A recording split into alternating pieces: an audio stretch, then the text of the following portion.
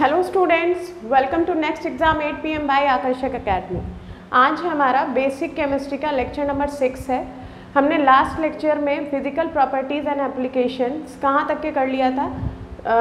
Iron का कर लिया था, कॉपर का हो गया था, एल्युमिनियम का भी हो गया था और जिंक का हो गया था। अब नेक्स्ट जो है मैं सिलेबस वाइज ही चल रही हूँ।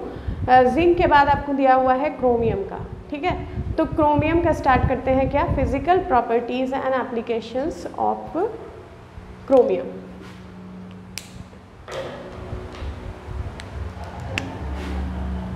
Physical properties of physical properties and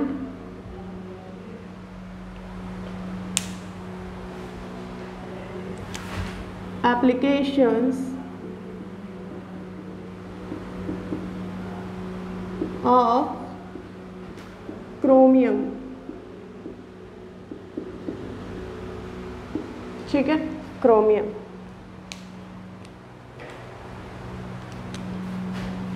chromium का केमिकल सिंबल Cr, ठीक है।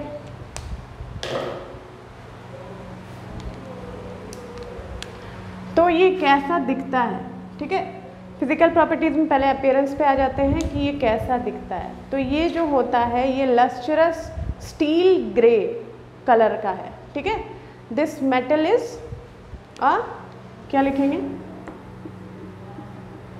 It is a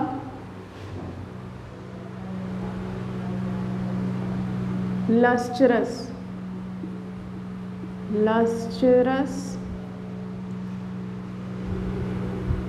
grey, lustrous steel grey, ठीक है, स्टील ग्रे इन कलर, ठीक है। इट इज हार्ड, ये हार्ड होता है, इसीलिए इसका एप्लीकेशन भी इस तरह से है कि वो हार्ड करता है, हार्ड बनाने में जो है काम आता है, स्टील को हार्ड बनाने में काम आता है क्रोमियम, ठीक है, इसीलिए स्टील में ऐड किया जाता है। It is hard and resistant to corrosion, resistant to corrosion, ठीक है। मेल्टिंग पॉइंट पे आ जाता है, इसका मेल्टिंग पॉइंट बहुत ज़्यादा हाई होता है। क्या होता है, हाई होता है। और कितना होता है, 2130 kelvin. Boiling point,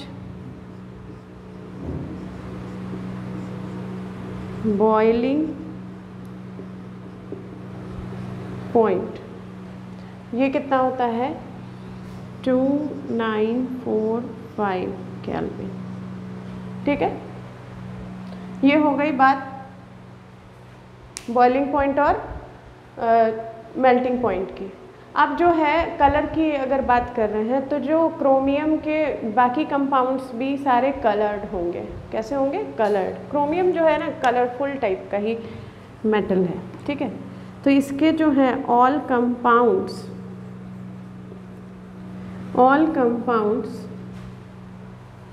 of chromium are coloured, ठीक है। और क्या बात है इसमें, बाकी क्या है, देखिए हाई मेल्टिंग पॉइंट की वजह से जो है, हाई मेल्टिंग पॉइंट की वजह से ये इसको क्या कहेंगे, स्टेबल क्रिस्टलाइन स्ट्रक्चर इसका बोलेंगे, ठीक है। हाई मेल्टिंग पॉइंट की वजह से, है ना, हाई के वजह से इसका जो स्ट्रक्चर है स्टेबल क्रिस्टलाइन, क्रिस्टल टाइप का स्ट्रक्चर रहेगा और वो भी स्टेबल रहेगा, ठीक है। ये बात आ गई समझ में। ये हो गया फिजिकल प्रॉपर्टीज। अब आते हैं एप्लीकेशंस पे। तो एप्लीकेशन में सबसे पहले क्रोमियम जो है यूज़ किया जाता है स्टील को हार्ड बनाने में।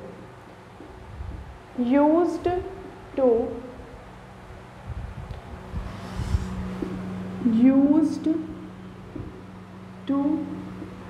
Harden steels.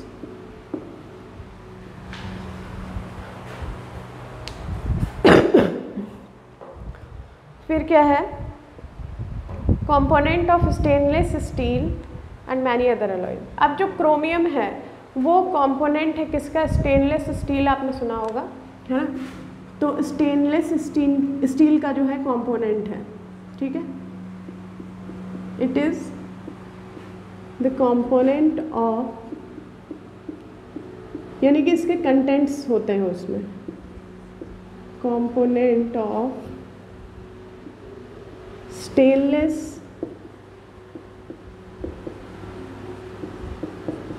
steel. It is the component of stainless steel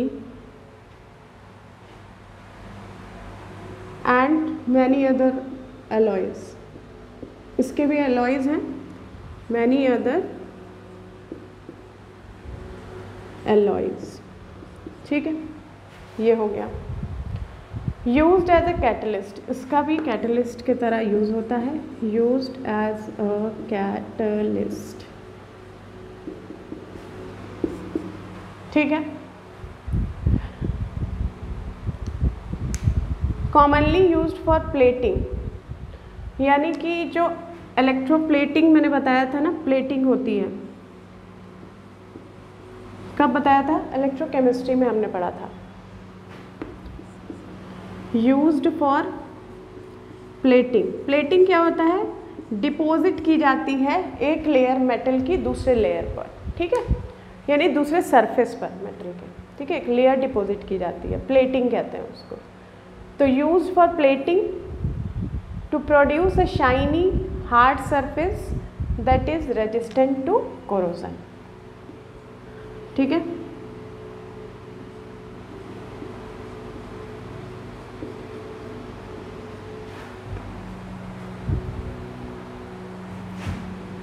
To produce a shiny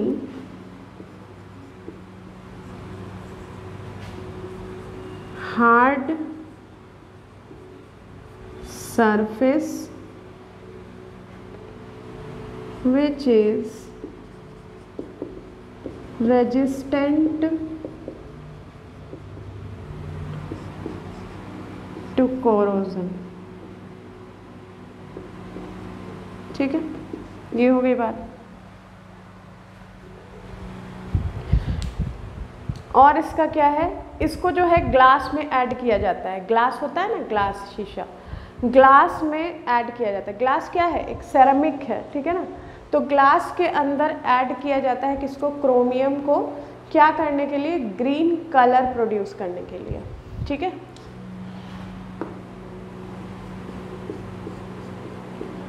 It is added to glass to produce emerald green color, ठीक है।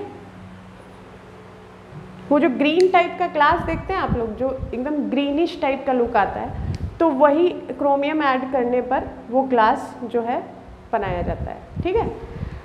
ये हो गया एप्लीकेशन। जितना और भी एक्स्ट्रा लिखना चाहते हैं आप अपने मन से, कहीं से, बुक से, कहीं से भी आप गूगल करिए, कुछ भी, बहुत से एप्लीकेशंस मिल जाएंगे, प्रॉपर्टीज़ मिल जाएंगे, ठीक है।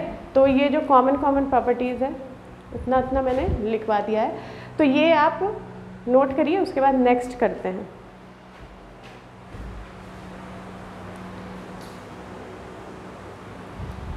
अब क्या है, physical properties and applications of निकल। निकल का केमिकल सिंबल Ni। तो फिजिकल प्रॉपर्टीज़ जो है उसमें सबसे पहले अपीयरेंस की बात करते हैं, कैसा दिखता है। तो ये सिल्वरी वाइट मेटल है, सिल्वरी वाइट मेटल, ठीक है, सिल्वरी वाइट मेटल। अच्छा देखिए, क्रोमियम में मैंने एक चीज़ और आप ऐड कर लीजिएगा, क्रोमियम में भी क्या होता है, जैसे कि मैंने लिखवाया था यहाँ पे कलर, और उसके बाद वहाँ पे लिखिएगा विच टेक्स हाई पॉलिश, ठीक है, यानी कि पॉलिशिंग खोजता है, ठीक है। और ये निकल का भी वही है, क्या होगा, कैपेबल ऑफ टेकिंग, यानी कि पॉलिश जो है हो सकता है, capable of high polishing, high polishing, ठीक है, पॉलिशिंग के लिए। अब और क्या है, ये हार्ड है, मैलिएबल है, डक्टाइल है, हार्ड, मैलिएबल, डक्टाइल, ठीक है। और आपको क्या है, देखिए ये क्या है, एक्सट्रीम कोरोजन रेजिस्टेंट है, एक्सट्रीम बहुत ज़्यादा, इसकी भी प्लेटिंग होती है, ठीक है, एक्सट्रीम कोरोजन रेजिस्टेंट, ठीक है, extreme corrosion resistant and extreme strength at low temperature, ये हो गया लो टेम्परेचर्स। और क्या पॉइंट है, ये क्या है, टार्निश्ड बाय एयर, ये जो है it is not tarnished by air, it is not tarnished, tarnished मतलब ऑक्सीडाइज नहीं होता है, ठीक है, tarnished by air, it is not tarnished by air, air से ये ऑक्सीडाइज नहीं होता, टार्निश्ड का मीनिंग है कि ऑक्सीडाइज्ड, ठीक है,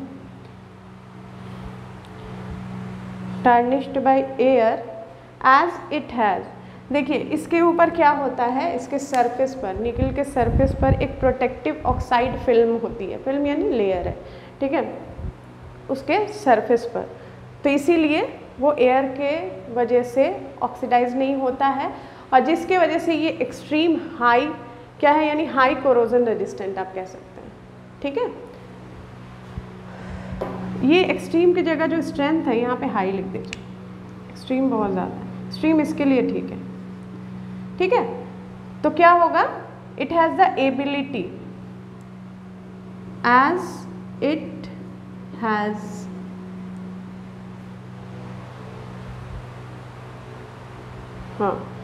as it has the ability to form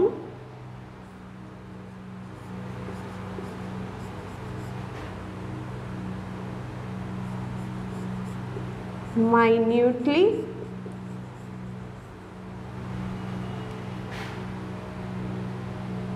thin protective oxide film on its surface, ठीक है।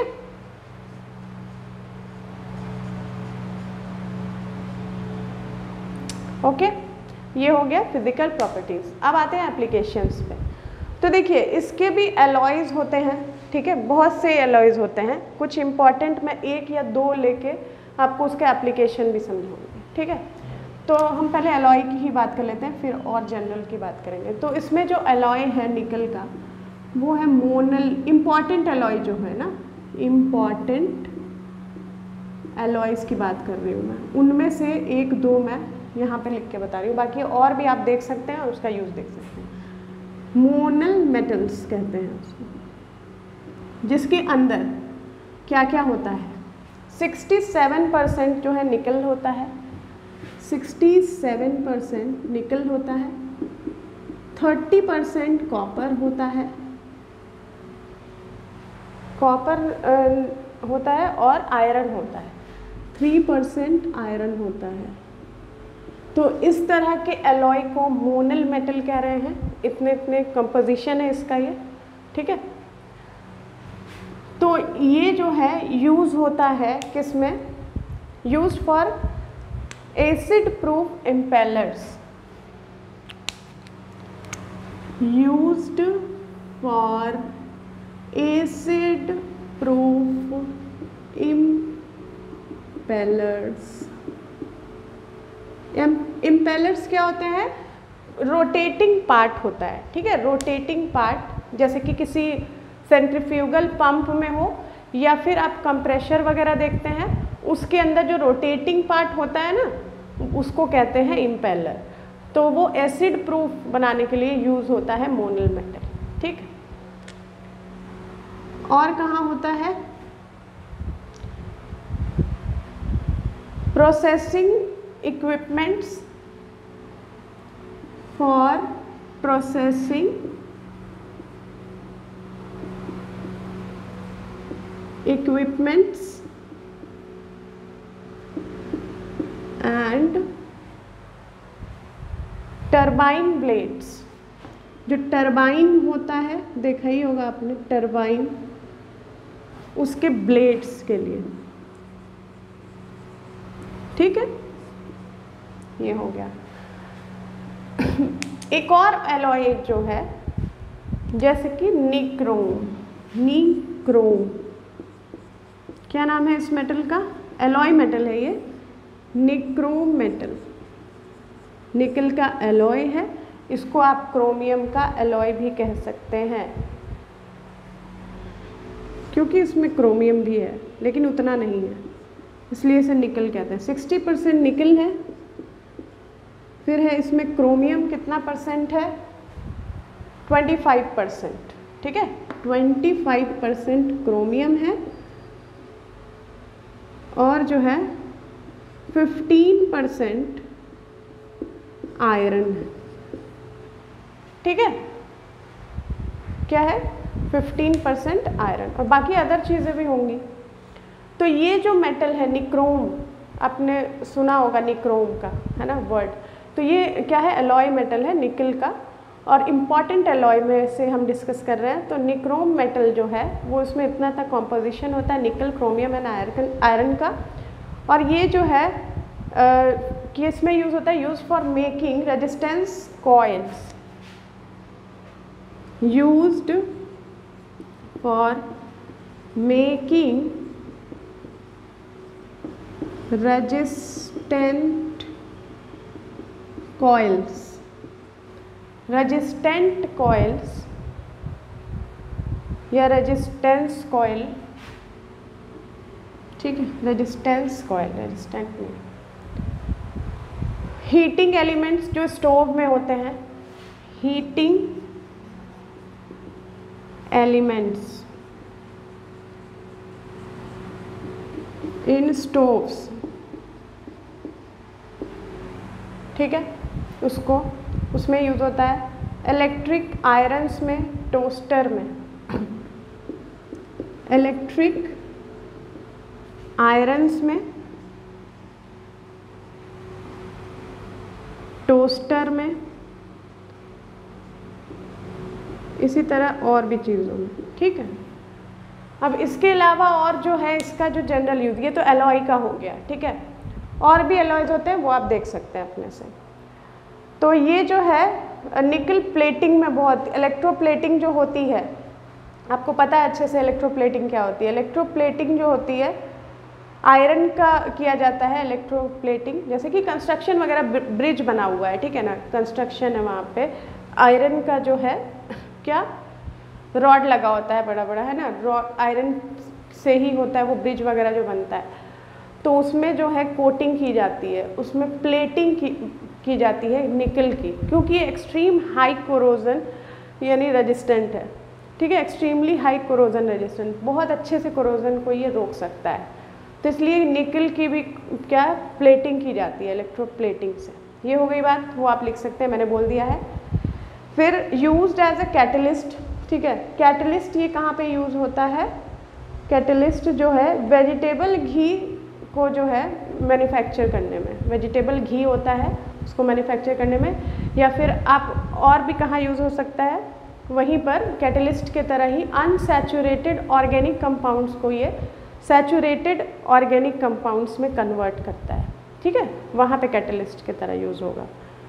निकल की बात कर रही हूँ, जो जो बोल रही हूँ वो लिखते जाइए, ठीक है। फिर आपको और क्या है, और बाकी ये जो एलॉयज़ का है, बाकी और आपको देखना है तो आप अलग से लिख सकते हैं। ये 2 पॉइंट्स और इम्पॉर्टेंट थे जो मैंने बता दिया, यूज्ड एज अ कैटलिस्ट, और सबसे ही इम्पॉर्टेंट यानी इलेक्ट्रोप्लेटिंग करने में आयरन को, ठीक है, आयरन के रॉड को इलेक्ट्रोप्लेट किया जाता है, प्लेटिंग की जाती है through the process of electrolysis, ठीक है। और वो क्यों की जाती है? क्योंकि वो बहुत अच्छे से निकल जो है वो कोरोजन रेजिस्टेंट है, एक्सट्रीम हाई, तो उससे क्या होगा, कोरोजन से वो अच्छे से बचा सकता है। तो इसको नोट करिए, उसके बाद हम नेक्स्ट करते हैं।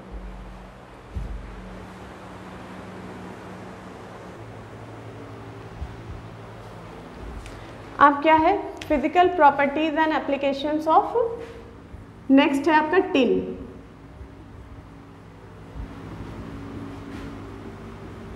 प्रॉपर्टीज एंड इट्स यूज भी कह सकते हैं, ठीक है। किसका कर रहे हैं हम?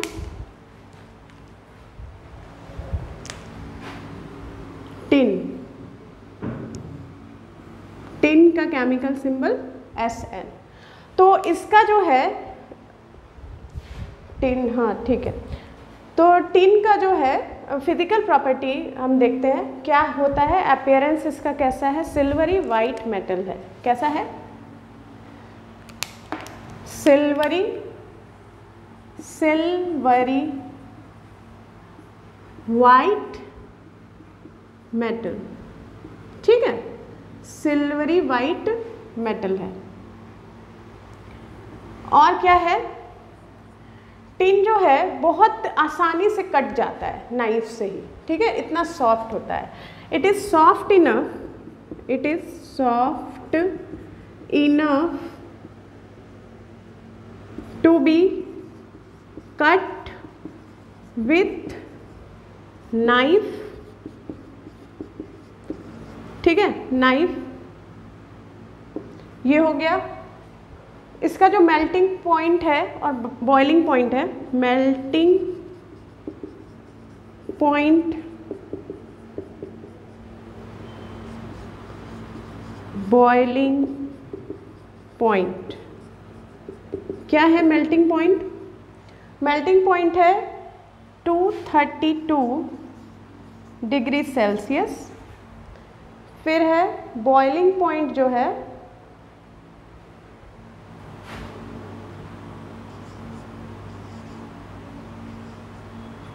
2260 डिग्री सेल्सियस, ठीक है।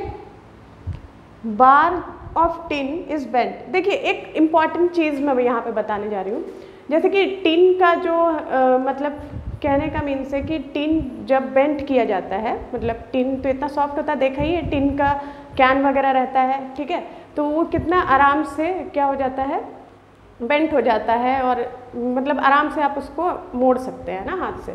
तो जब टिन को क्या किया जाता है, बेंट किया जाता है, तो वो ना एक ऐसा पेक्युलर सा साउंड निकलता है उसमें से, अजीब तरह की साउंड, जिसको कि क्राई ऑफ टिन कहते हैं, ठीक है। क्यों होता है वो? क्योंकि वो जो अंदर क्रिस्टल्स होते हैं वो आपस में रब किए जा रहे होते हैं, ठीक है, उसके क्रिस्टल टिन के अंदर, ठीक है, तो उसको कहते हैं क्राई ऑफ टिन। तो ये बात हो गई इम्पॉर्टेंट। और जो टिन है वो बहुत मेलिएबल होता है और डक्टाइल होता है। कब? कौन से टेम्परेचर पे? 100 डिग्री सेल्सियस पे ही वो मेलिएबल और डक्टाइल होता है, ठीक है। तो लिख लेते हैं ये, it is malleable and ductile at 100 degree Celsius, ठीक है, 100 डिग्री सेल्सियस। और क्या है इसकी इम्पॉर्टेंट चीज़, और ये जो है एक और चीज़ क्या है कि ये सॉफ्ट तो होता है कि नाइफ से भी कट जाए, लेकिन ये जो है हार्ड होता है किससे, लेड से। लेड के बारे में भी अभी हम देखेंगे, पीबी लेड, ठीक है, तो उससे जो है ये हार्ड होता है, और जो सॉफ्ट होता है जिंक से, जिंक का हमने देख लिया है, ठीक है, तो जिंक से सॉफ्ट होता है ये, लेकिन हार्डर देन क्या होता है, हार्डर देन लेड एंड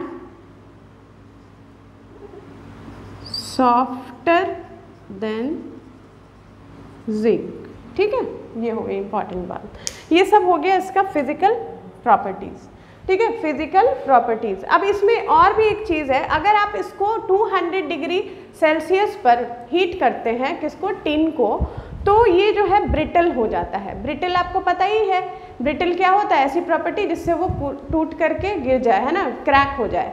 तो कहने का मीन से कहीं हाइट से गिराइए और वो टूट जाए आराम से, ठीक है, तो वो ब्रिटलनेस शो करता है कब, जब 200 डिग्री सेल्सियस पे आप उसको हीट करते हैं और वो पाउडर के फॉर्म में हो जाता है, तो किया जा सकता है, तो उसको कहते हैं ग्रेन टिन, ग्रेन टिन, ठीक है, जब वो पाउडर में हो जाता है। तो ये बात हो गई। अब बात है एप्लीकेशंस की, ठीक है, एप्लीकेशंस क्या क्या है इसके, ये इसका जो है आयरन और कॉपर पे ये भी क्या किया जाता है, कोट किया जाता है। It is used to coat the, it is used to coat metals like iron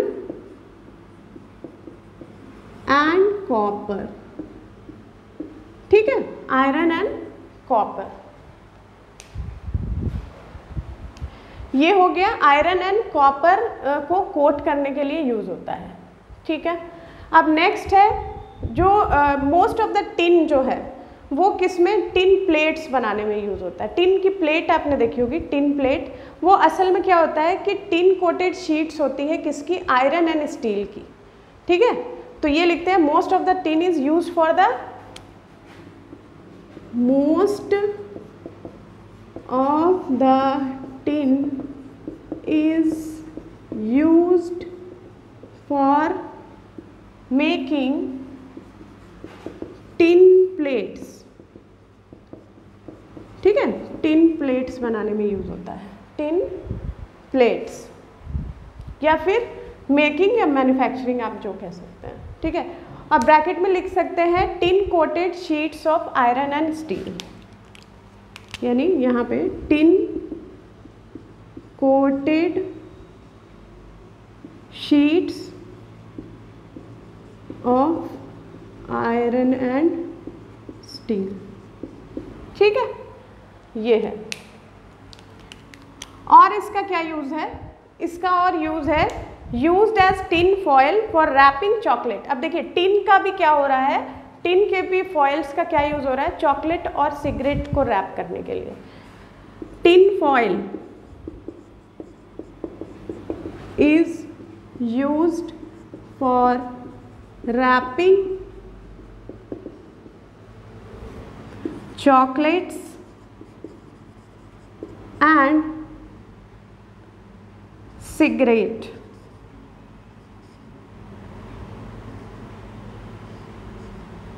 cigarette की स्पेलिंग में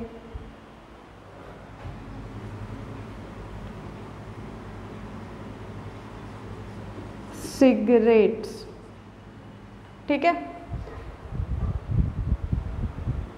डबल टी है, double T E S, cigarettes etcetera, और भी चीज़ों का, ठीक है, ये हो गया। और क्या है इसका जो है मेन इम्पॉर्टेंट, जैसे एलॉय भी होता है टिन का भी, ठीक है, टिन के एलॉयज हैं उसका मैन्युफैक्चर करने में यूज़ होता है। It is use for the manufacture of main important alloys, it is used for the manufacture of important tin alloys.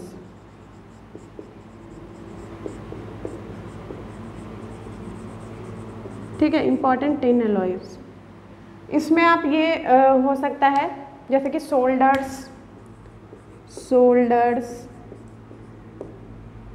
प्यूटर्स, ठीक है, solders, pewters, type metal, bronze, type metal etcetera, और भी होते हैं इसके एलॉयज। ठीक है, तो ये हो गया आपका पूरा टिन का फिजिकल प्रॉपर्टीज एंड एप्लीकेशन। पूरा नहीं, मतलब जो जो मेन था वो हमने कर लिया। ठीक है, तो ये हो गया टिन का फिजिकल प्रॉपर्टीज एंड किसका, फिजिकल प्रॉपर्टीज एंड एप्लीकेशंस।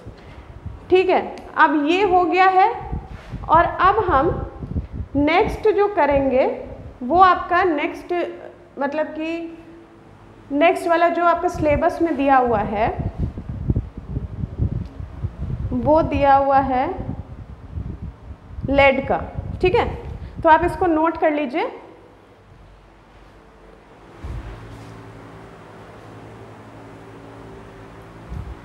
ठीक है,